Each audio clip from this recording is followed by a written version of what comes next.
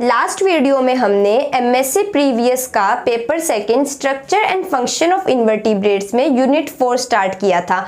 Unit 4 में हमने respiration in trachea को डिटेल में डिस्कस किया था कि कैसे ट्रेकिया के through arthropoda organism, arthropoda phylum का ऑर्गेनिज्म कॉकरोच रेस्पायर कर रहा था। आज जिस टॉपिक पे हमें रेस्पिरेशन डिस्कस करना है वो है गिल्स, कि रेस्पिरेशन एंड गिल्स के थ्रू कैसे ऑर्गेनिज्म रेस्पायर करते हैं, या फिर हम कह सकते हैं कैसे ऑर्गेनिज्म गैसेस एक्सचेंज करते हैं, O2 इनहेल करते हैं और CO2 बॉडी के बाहर एक्सपेल आउट करते हैं। तो गिल्स में रेस्पिरेशन स्टडी करने के लिए आज हम यूनियो के एग्जांपल या फिर हम कह सकते हैं लेमिलिडेंस के एग्जांपल को लेते हुए डिटेल में डिस्कस करेंगे। तो सबसे पहले अगर हम बात करें यूनियो की, कि यूनियो को ऑक्सीजन कहां से प्राप्त होता है, रेस्पिरेशन के लिए गैसेस एक्सचेंज के लिए ऑक्सीजन यूनियो को कहां से प्राप्त होता है।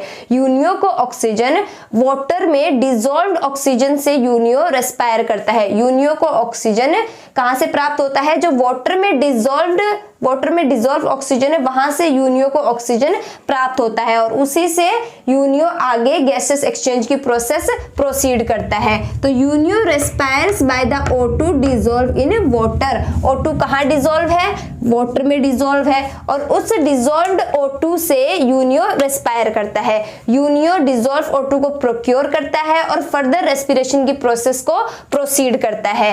तो यूनियो में जैसे हमने लास्ट वीडियो में ट्रेकिया में देखा था कॉकरोच में कि ट्रेकियल रेस्पिरेशन के लिए कॉकरोच में स्पाइरेकल्स प्रेजेंट थे, स्टिग्मेटा जिसे हम बोल रहे थे, ट्रेकिया प्रेजेंट थे, ट्रेक्यूल्स प्रेजेंट थे। ऐसे यूनियो में गिल्स से रेस्पिरेशन करने के लिए यूनियो में 2 स्ट्रक्चर प्रेजेंट होती है। चीफ रेस्पिरेटरी ऑर्गन है, 2 स्ट्रक्चर है, एक टेनिडिया और दूसरा मेंटल। टेनिडिया को हम गिल्स भी बोल सकते हैं, सेकंड है मेंटल या फिर हम कह सकते हैं मेंटल कैविटी या यूनियो की बॉडी।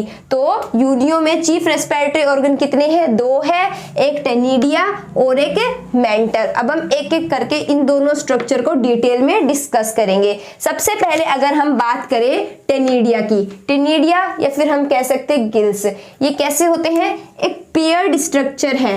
यूनियो में टेनिडिया का एक पेयर स्ट्रक्चर पाया जाता है, यानी single pair of elongated ctenidia. Single pair of elongated ctenidia is present in Lamellidens या फिर हम कह सकते हैं यूनियो में।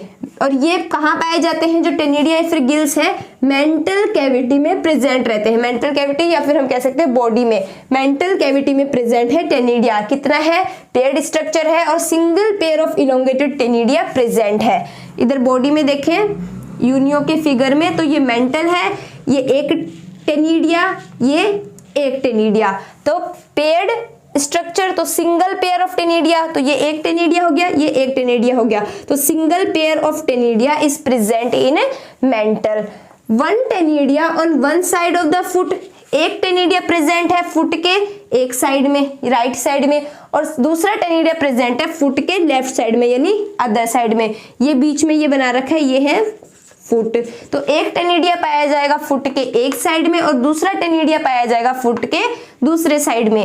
1 गिल या फिर ctenidia on 1 side of the foot and other on the other side of the foot या फिर मेंटल कैविटी में। अब देखो ईच टेनिडिया, जो हर एक टेनिडिया है वो फोल्ड होता है और 2 लेमिना बनाता है। लेमिना, ईच टेनिडिया, हर एक टेनिडिया जो है, 2 टेनिडिया पाए जा रहे हैं यानी कि पेयर पाया जा रहा है, तो दोनों टेनिडिया फोल्ड होते हैं और क्या बनाते हैं, 2 लेमिना। लेमिना या फिर हम कह सकते हैं गिल प्लेट।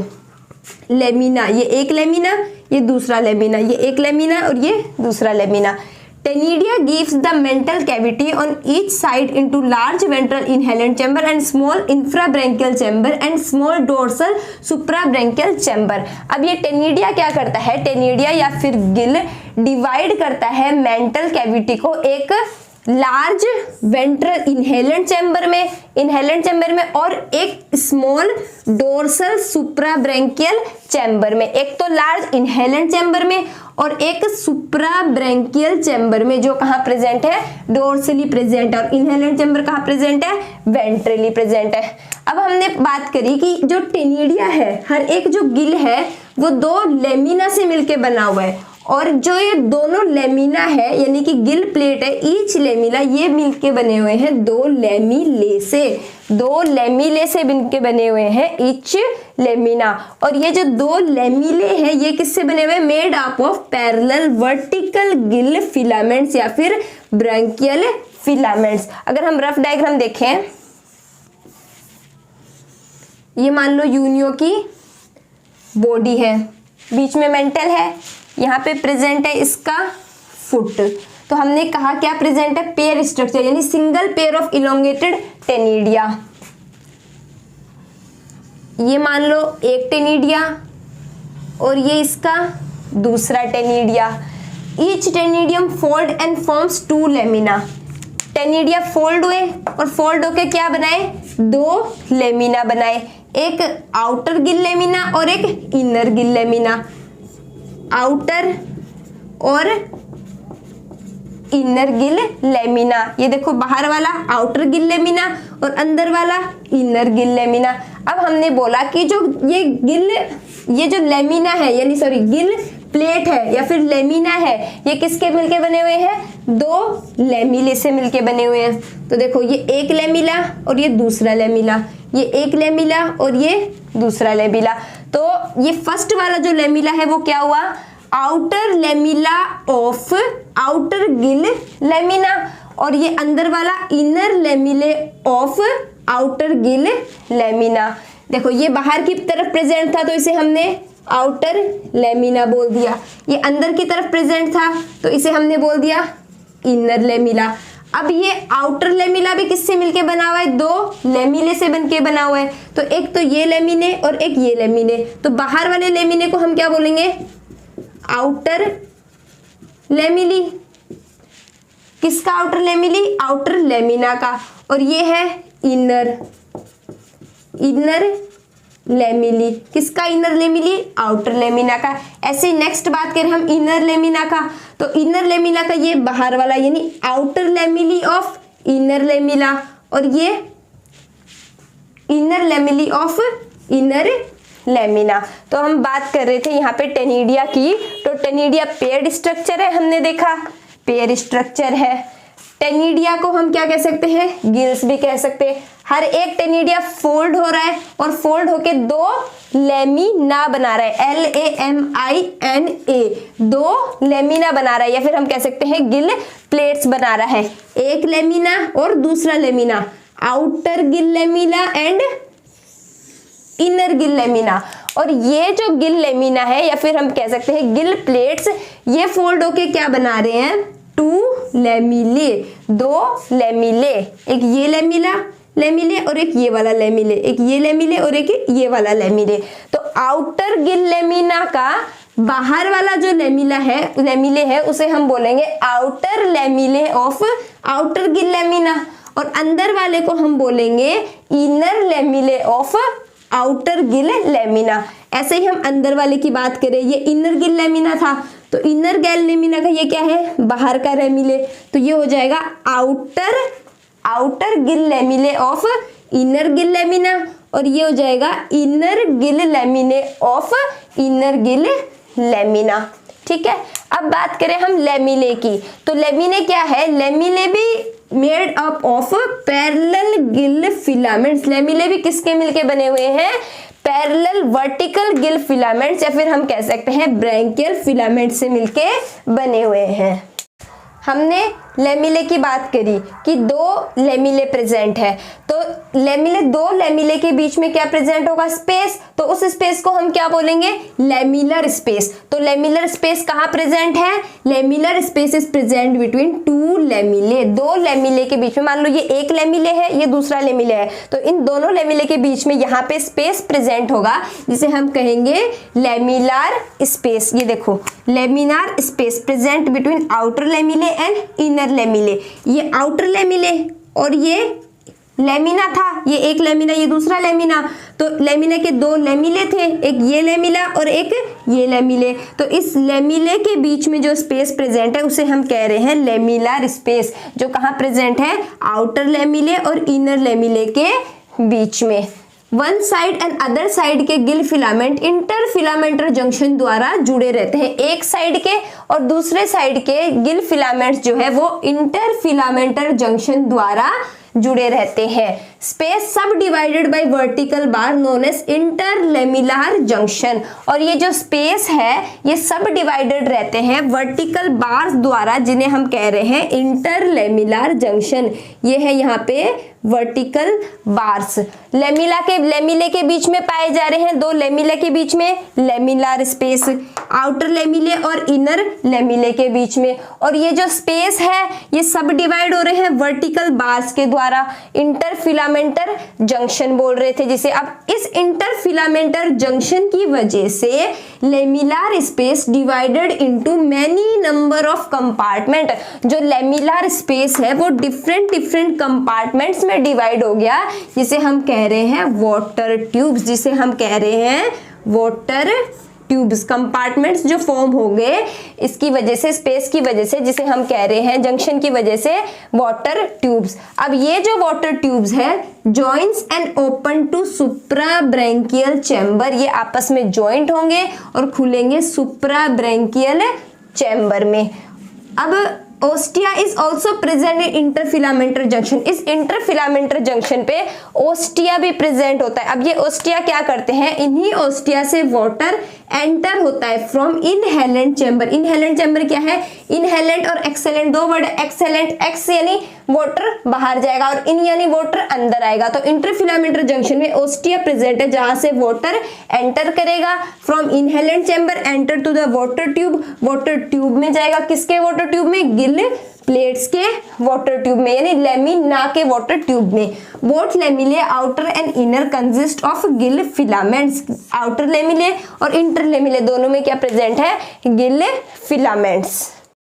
अब अगर यहाँ पे हम गिल के एक पोर्शन को देखें तो आउटर लेमिले और इनर लेमिले, दो लेमिले है, एक आउटर लेमिले एक इनर लेमिले। यहाँ पे ओस्टिया प्रेजेंट है, वाटर अंदर आएगा, इनहेलेंट साइफन बताया था। फिर बीच में यहाँ प्रेजेंट है इंटरलेमिनार जंक्शन, ये वाले इंटरलेमिनार जंक्शन जो प्रेजेंट है आउटर लेमिले और इनर लेमिले के बीच में प्रेजेंट है इंटरलेमिनार जंक्शन। स्पेस बन रहे थे लेमिला के बीच में और उन स्पेसेस की वजह से कंपार्टमेंट फॉर्म हो रहे थे, उन्हें हम क्या कह रहे थे, वाटर ट्यूब्स। यहाँ पे vertically arrange Gill filaments present हैं, ब्लड वेसल्स भी प्रेजेंट है। अब यहाँ पे अगर हम गिल फिलामेंट्स की बात करें तो गिल फिलामेंट्स भी एक वस्कुलराइज स्ट्रक्चर है, फिर हम कह सकते हैं वी शेप वस्कुलराइज स्ट्रक्चर है, जिसमें सीलिया पाए जाते हैं। 3 type of cilia, frontal cilia, laterofrontal cilia and lateral cilia. इसमें सीलिएटेड एपिथेलियम की लेयर पाई जाती है और कनेक्टिव टिश्यू पाए जाते हैं। जो फ्रंटल सीलिया है वो फ्रंट साइड में प्रेजेंट होगा, लेटरल फ्रंटल सीलिया है वो फ्रंट के लेटरल साइड में प्रेजेंट होगा और लेटरल सीलिया है वो बॉडी के लेटरल साइड में प्रेजेंट होगा। गिल फिलामेंट्स में 3 टाइप ऑफ सीलिया प्रेजेंट है, frontal cilia, laterofrontal cilia and lateral सीलिया। अब जब सीलिया में मूवमेंट होगा तो सीलिया के मूवमेंट की वजह से वाटर में डिसॉल्व ऑक्सीजन या फिर वो वाटर जिसमें ऑक्सीजन डिसॉल्व है वो टेनिडिया तक लाया जाएगा। अब रेस्पिरेशन प्रोसेस स्टार्ट होने के लिए टेनिडिया को ब्लड वेसल्स से हमें सप्लाई करना पड़ेगा।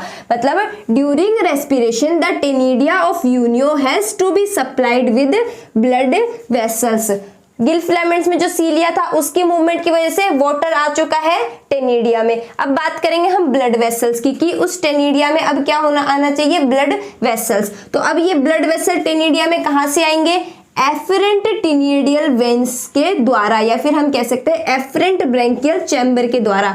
टेनिडिया will be supplied by efferent ctenidial veins और एफरेंट ब्रैंकियल चैम्बर। और कैसे ब्लड वेसल्स आएंगे, जिसमें डीऑक्सीजनेटेड ब्लड यानी डीऑक्सीजनेटेड ब्लड जिसमें कार्बन डाइऑक्साइड की मात्रा ज्यादा है वो ब्लड आएंगे टेनिडिया तक, किसके द्वारा, एफरेंट टेनिडियल वेन्स और एफरेंट ब्रैंकियल चैम्बर। कहां से, किडनी से। किडनी से डीऑक्सीजनेटेड ब्लड कैरी करेंगे एफरेंट टेनिडियल वेन्स और पहुंचाएंगे टेनिडिया में। अब ये जो एफरेंट टेनिडियल वेन्स है give rise to numerous branches, इससे न्यूमरस ब्रांचेस अराइज होंगे ब्रांचेस, और वो ओपन होंगे इंटरफिलामेंटर जंक्शन में, और यही इंटरफिलामेंटर जंक्शन में exchange of gases takes place. इस जंक्शन में exchange of gases takes place, यानी CO2 और O2 का एक्सचेंज होगा। सबसे पहली बात, सीलिया में मूवमेंट हुआ जिसकी वजह से टेनिडिया में क्या आया, वाटर आया। वो वाटर जिसमें ऑक्सीजन था, oxygen rich water came into ctenidia, किसकी वजह से, due to movement in cilia. अब क्या हुआ, टेनिडिया में ब्लड वेसल आए, कहां से आए, एफरेंट टेनिडियल वेन्स द्वारा, किडनी से लाए गए, कैसे, डीऑक्सीजनेटेड ब्लड लाए गए। अब ये efferent ctenidial veins give rise to numerous branches जो खुल रहे हैं इंटरफिलामेंटर जंक्शन में, यानी कि ये ब्लड इन ब्रांचेस के थ्रू कहाँ आया, इंटरफिलामेंटर जंक्शन में, और यहीं पे exchange of gases takes place, यहीं पे गैसेस का एक्सचेंज हुआ। अब क्या हुआ एक्सचेंज ऑफ गैसेस के टाइम पे, the CO2 rich in venous blood, जो वीनस ब्लड ब्रांचेस के थ्रू यहाँ आया था उसमें क्या प्रेजेंट था, CO2 था, जो कहाँ है, एफरेंट टेनिडियल वेन में, will be diffuse into water which is present in water tube. Water tube में इंटरफिलामेंटर जंक्शन के थ्रू आया था ये, यहाँ पे क्या प्रेजेंट था, वाटर ट्यूब था। लेमिनर स्पेस के वजह से बीच में कंपार्टमेंट बन गए थे वाटर ट्यूब, उनमें वाटर भरा हुआ था, और उस वाटर में क्या है, ऑक्सीजन है। तो ये CO2 कहाँ आया, वाटर ट्यूब्स में आया, डिफ्यूज होगा उस वाटर के साथ, ऑक्सीजन वाले वाटर के साथ। साइमल्टेनियसली साथ ही जो ऑक्सीजन प्रेजेंट था वाटर ट्यूब में will be diffuse into water, will be diffuse into venous blood, और उस वीनस ब्लड में जो वाटर में जो ऑक्सीजन प्रेजेंट था वो डिफ्यूज होगा कहाँ पे, present in efferent ctenidial when. जो एफरेंट टेनिडियल वेन में जो ब्लड, वीनस ब्लड प्रेजेंट था उसके साथ वाटर ट्यूब में जो वाटर प्रेजेंट था उसका ऑक्सीजन डिसॉल्व हो जाएगा। सो ड्यूरिंग दिस, इस टाइम पे, इस एक्सचेंज ऑफ गैसेस के टाइम पे डीऑक्सीजनेटेड ब्लड यानी वीनस ब्लड जिसमें CO2 की मात्रा ज्यादा है वो ब्लड कन्वर्ट हो गया इनटू ऑक्सीजनेटेड ब्लड, और ये फिर से वापस से carried back to the auricle of the heart, heart के ऑरिकल तक पहुंचा दिया गया, किसके द्वारा, इफरेंट के द्वारा, इफरेंट वेन्स के द्वारा। एफरेंट वेन क्या लेके आया था, किडनी से डीऑक्सीजनेटेड ब्लड, कहां से, टेनिडिया तक, किडनी से लेके आया डीऑक्सीजनेटेड ब्लड, कौन लेके आया, एफरेंट, AFFERENT, एफरेंट ब्लड लेके आया, एफरेंट टेनिडियल वेन्स लेके आए डीऑक्सीजनेटेड ब्लड टेनिडिया तक। फिर एफरेंट टेनिडियल वेन्स ने बहुत सारे ब्रांचेस अराइज हुए, वो खुले इंटरफिलामेंटर जंक्शन में। अब यहीं पे क्या हुआ, exchange of gases takes place हुआ। CO2 जिसमें वीनस ब्लड ज्यादा था, एफरेंट टेनिडियल वेन से कहां पहुंचे, वाटर में, कहां पे प्रेजेंट था ये वाटर, वाटर ट्यूब्स में। यहीं से क्या हुआ, साइमल्टेनियसली साथ ही वाटर ट्यूब में जो प्रेजेंट ऑक्सीजन थे वो इनके साथ डिसॉल्व हो गए और डीऑक्सीजनेटेड ब्लड को कन्वर्ट कर दिया ऑक्सीजनेटेड ब्लड में, और ये अब ऑक्सीजनेटेड ब्लड इफरेंट वेन्स के द्वारा दोबारा ऑरिकल ऑफ हार्ट तक पहुंचा दिए गए। अब अगर हम रेस्पिरेशन इन यूनियो का ओवरव्यू देखें कि कैसे यूनियो में रेस्पिरेशन हो रहा है, तो यूनियो में सबसे पहले सीलिया का मूवमेंट हुआ था। गिल फिलामेंट में जो सीलिया प्रेजेंट थे उनकी वजह से वो वाटर जिसमें ऑक्सीजन डिसॉल्व था वो टेनिडिया तक आया था। तो सबसे पहले हम बोलेंगे कि respiration takes place by 3 types of cilia present in gill filament. Gill filament में प्रेजेंट 3 टाइप्स ऑफ सीलिया की वजह से यहाँ पे रेस्पिरेशन हो रहा है, रेस्पिरेशन टेक्स प्लेस। सबसे पहले क्या होगा, सीलिया में बीटिंग होगी। जब सीलिया में बीटिंग होगी तो वाटर करंट इनहेलेंट साइफन के थ्रू आएगा मेंटल कैविटी में। जब सीलिया में बीटिंग होगी तब वाटर करंट इनहेलेंट साइफन से आएगा मेंटल कैविटी में। इन यानी अंदर आना, तो वाटर आएगा इनहेलेंट साइफन से, कहाँ पे, मेंटल कैविटी या फिर बॉडी में। अब क्या होगा, लेटरल सीलिया की हेल्प से लेटरल सीलिया बीट करेंगे और लेटरल सीलिया की हेल्प से मेंटल से जाएगा ये टेनिडिया में, टेनिडिया से ओस्टिया के थ्रू ये जाएगा वाटर ट्यूब्स में, और वाटर ट्यूब्स में क्या होगा, ऑक्सीजनेशन की प्रोसेस कि वाटर में जो O2 प्रेजेंट है वो एफरेंट टेनिडियल वेन के ब्लड के साथ फ्यूज हो जाएगा और जो CO2 प्रेजेंट है इस एफरेंट टेनिडियल वेन में वो वाटर के साथ डिफ्यूज हो जाएंगे, यानी oxygenation process, gases of exchange process start होगी। अब जो वाटर है वो एंटर करेगा सुप्रा ब्रैंकियल कैविटी में। सुप्राब्रैंकियल कैविटी से वाटर जाएगा एक्सकरेंट साइफन में और एक्सकरेंट साइफन से आउट ऑफ द बॉडी, जो CO2 था वो out of the body expelled out कर दिया जाएगा। अब अगर हम next chief respiratory organ in Unio की बात करें, मेंटल की, फर्स्ट हमने बात करी टेनिडिया की, अब अगर हम मेंटल की बात करें तो मेंटल भी एक हाईली वस्कुलराइज्ड स्ट्रक्चर है, यानी कि यहाँ पे भी ब्लड वेसल्स पाए जाते हैं, हाईली वस्कुलर स्ट्रक्चर है।